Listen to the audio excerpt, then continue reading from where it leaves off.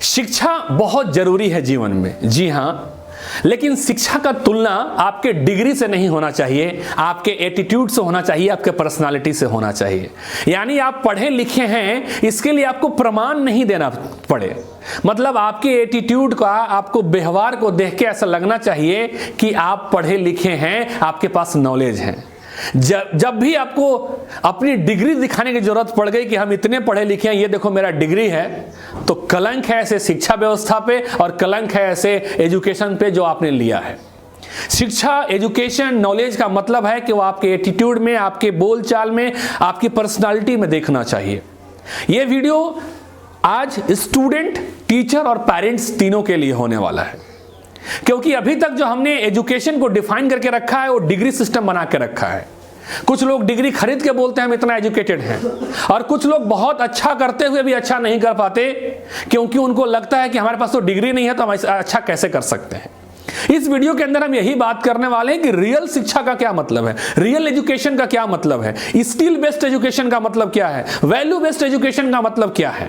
तो ये वीडियो को पूरा देखिएगा, बहुत मजा आने वाला है और शिक्षा का सही मतलब आपको समझ में आने वाला है। नमस्कार, मैं आपका दोस्त इंजीनियर डी के Mehta, academic trainer and business coach. आप सभी का बहुत बहुत स्वागत है, जी हाँ, हमेशा की तरह द डी के मेहता शो में।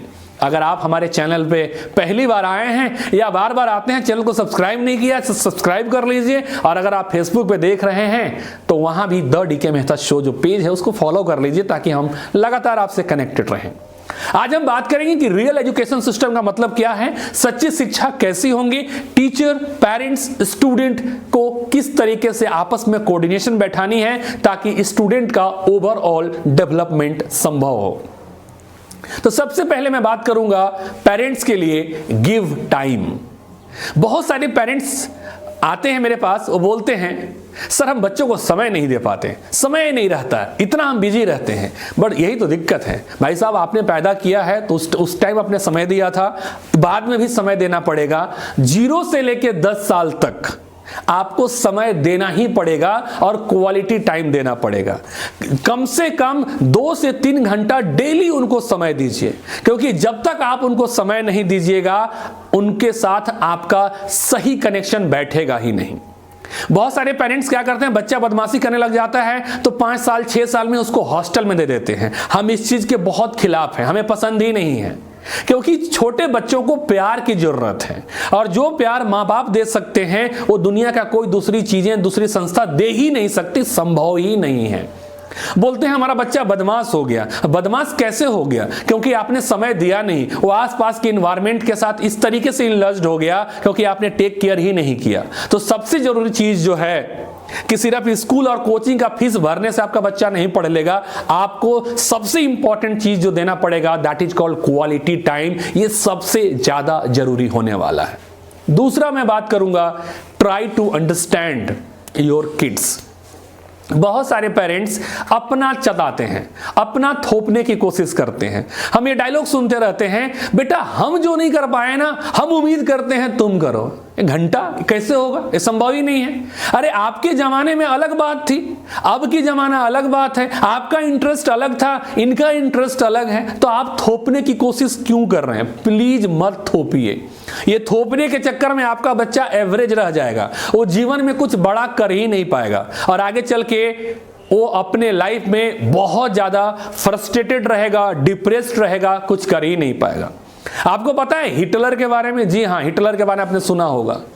हिटलर बचपन में है ना बहुत अच्छा ड्राइंग करता था, वो पेंटर बनना चाहता था, लेकिन मम्मी पापा ने उसको नहीं बनने दिया, और जब वो पेंटर नहीं बना तो आगे चल के खतरनाक आदमी बना।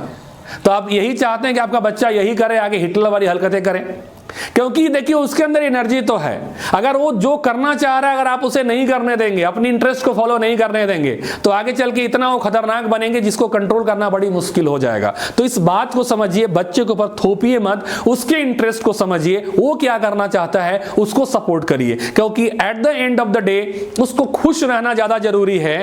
क्योंकि जब तक वो खुश नहीं रहेगा अपने काम में, अपने पैशन को फॉलो नहीं करेगा, तब तक वो लाइफ में सक्सेसफुल तो बिल्कुल नहीं हो सकता। दूसरा मैं बात करूंगा यहां पे लेवल मैचिंग। ये टीचर्स के लिए मैं बोलूंगा क्या होता है, बहुत बार टीचर्स और कभी कभी माँ बाप भी अपने बच्चों को लेवल को समझ ही नहीं पाते।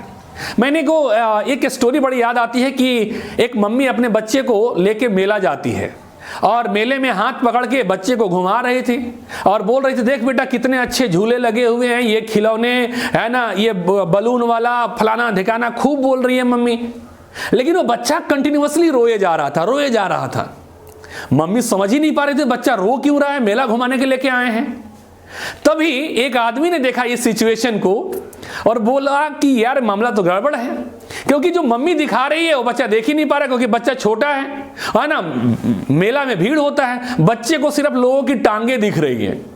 तो एक पास वाला भाई साहब ने कहा कि बहन जी इस बच्चे को गोदी में ले लीजिए। अब जैसे ही माँ उसको गोदी में लेती है, अब बच्चा चुप हो जाता है, क्योंकि अब सब उसको दिख रहा है, वो झूला, वो खिलौना, वो है ना गुब्बारे वाला, वो सब कुछ अब दिखने लग जाता है। कभी कभी हमारे साथ भी यही होता है, टीचर्स और पेरेंट्स बच्चे के लेवल तक आ ही नहीं पाते, वो उनकी बातों को समझ ही नहीं पाते, उनकी समस्याओं को सुन ही नहीं पाते, वो अपने लेवल पे रहते हैं और बोलते तुमको समझ क्यों नहीं आ रहा है, तुम याद क्यों नहीं करते हो, तुम पढ़ते क्यों नहीं हो। अरे मेरे दोस्त, उसको समझने की तो कोशिश करिए। तो as a teacher, as a parent, पहले आपको अपने लेवल को या तो डाउन करना पड़ेगा या फिर बच्चे के लेवल को अप करना पड़ेगा, ताकि दोनों का लेवल मैच हो, वो आपकी बातों को समझ पाए, आप उनकी बातों को समझ पाए, तभी शिक्षा का आदान प्रदान हो पाएगा, स्किल का एक्सचेंज हो पाएगा। तो इस बात का जरूर ध्यान रखिएगा। नेक्स्ट मैं बात करूंगा लाइफ लेसन। बहुत सारे स्कूल्स कॉलेजेस में आज सिर्फ सिलेबस पे फोकस किया जाता है। सिलेबस कंप्लीट मतलब एजुकेशन कंप्लीट, यही दिक्कत है। शिक्षा का मतलब सिर्फ और सिर्फ सिलेबस नहीं होता है, लाइफ स्किल्स भी होते हैं। ऐसे स्किल्स जो उनको जीवन में आने वाले अलग अलग समस्याओं को समझने, सोल्व करने और कभी कभी बर्दाश्त करने में हेल्प करता है, जिसको बोलते हैं लाइफ लेसन। उनको लाइफ से जुड़े स्किल्स मिलना चाहिए, लेसन्स मिलने चाहिए, ताकि क्योंकि टीचर्स और पेरेंट्स हमेशा उस बच्चे के साथ नहीं होंगे, उनके साथ जो होगा उनका स्किल होगा, वैल्यू बेस्ड सिस्टम होगा जो उनको अलग अलग प्रॉब्लम से लड़ने के लिए मदद करेगा। तो सिलेबस के अपार्ट भी ऐसे एजुकेशन बच्चों को देना है ताकि वो अपने जीवन में आने वाले समस्याओं को हंसते हंसते सोल्व कर पाए, है ना, उसको आराम से कंट्रोल कर पाए। और मैं फाइनल बात करूंगा learn from failure. Learn from failure का मतलब यह है कि ये उम्मीद ना करें कि बच्चा हमेशा टॉप ही करेगा।